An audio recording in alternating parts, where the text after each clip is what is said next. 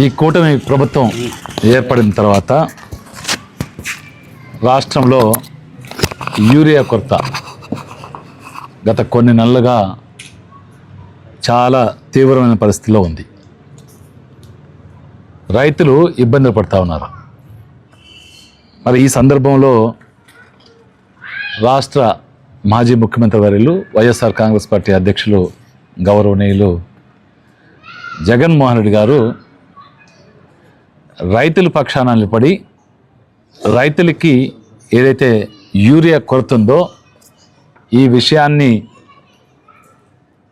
కుంభకర్ణుడు లాంటి నిద్రపోతున్న ప్రభుత్వాన్ని లేపి ఆ ప్రభుత్వం దృష్టికి తీసుకెళ్ళి రైతులకి మేలు చేయాలని ఈ నెల 9వ తారీఖున రాష్ట్ర వ్యాప్తంగా అన్ని రెవెన్యూ డివిజన్ కేంద్రాల్లో ఆర్డీఓలకి రైతుల తరపున విజ్ఞాపన పత్రాలు ఇవ్వాలి.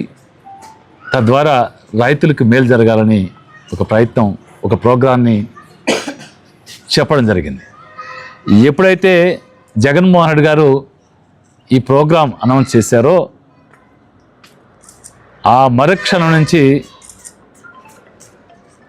మరి చంద్రబాబు నాయుడు గారు కావచ్చు, ప్రభుత్వంలో ఉన్న వాళ్ళు కావచ్చు, అందరూ కూడా హడావుడి చేస్తూ యూరియా కొరత లేదని చెప్తూ ఎవరైనా నాయకులు గ్రీవెన్స్ లేకపోయి ఇస్తారేమో సోమవారం పూటని అనుమానం వచ్చిన అందరం అరెస్ట్ చేసి కట్టడి చేసే కార్యక్రమం. మరి మేము చెప్పేది రైతులకి మేలు జరగాలని, రైతులకి యూరియా ఇప్పించమని. దీన్ని వదిలిపెట్టి వైఎస్ఆర్ కాంగ్రెస్ పార్టీ నాయకుల్ని కట్టడి చేసే కార్యక్రమం. అయితే ఈ ప్రభుత్వంలో వచ్చిన యూరియాని సింహభాగం 70% పైన ప్రైవేట్ ఏజెన్సీలకు ఇచ్చేశారు. ప్రైవేట్ ఏజెన్సీలకు ఇచ్చి దాని మీద నియంత్రణ లేక అధికారులు ప్రభుత్వం కళ్ళు మూసుకొని మరి మామూలుకి మరిగి మామూలుతో మత్తులో ఉండి చేసినందువల్ల రైతుకి యూరియా దొరకని పరిస్థితి. బ్లాక్ మార్కెట్ యూరియా కొరతని కృత్రిమంగా సృష్టించి తద్వారా రైతుల్ని ముక్కుబండి వసూలు చేసే కార్యక్రమం.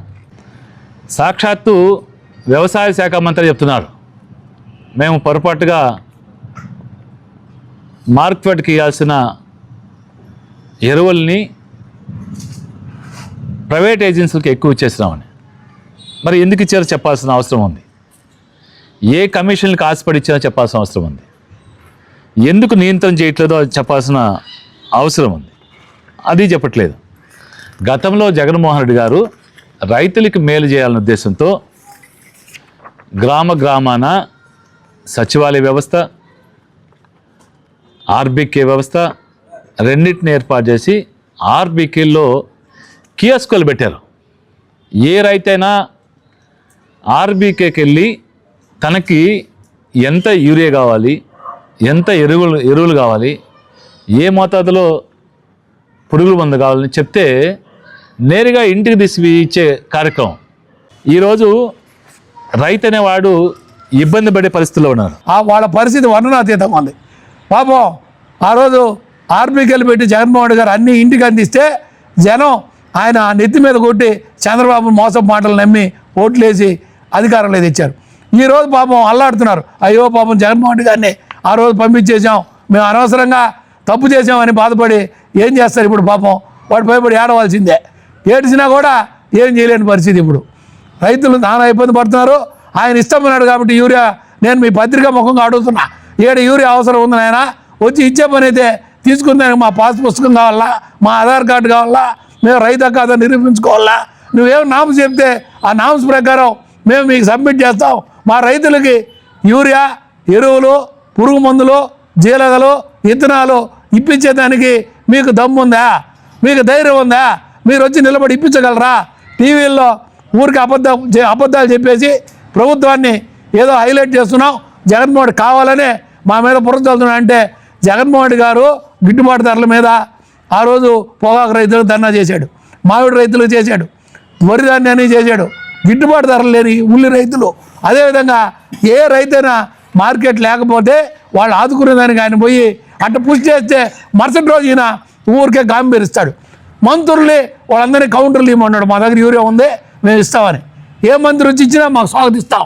రైతులకు కావాల్సిందే యూరియా, ఇత్తనాలు, పురుగు మందులు, రైతు రుణమాఫీ 20,000 ఏమైందో ఆయన రైతులకి, పేద ప్రజలకి చెప్పాల్సిందిగా నేను విజ్ఞప్తి చేస్తున్నా.